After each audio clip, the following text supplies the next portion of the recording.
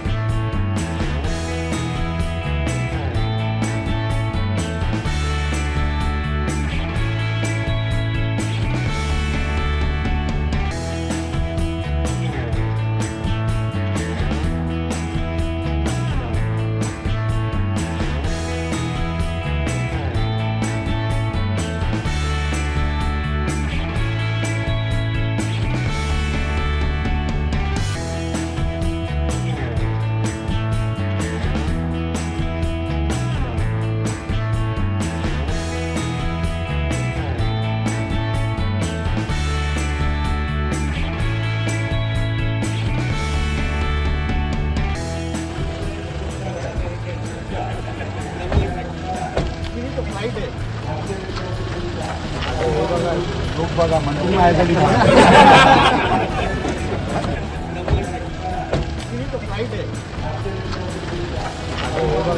लोक बघा म्हणजे माझ्यासाठी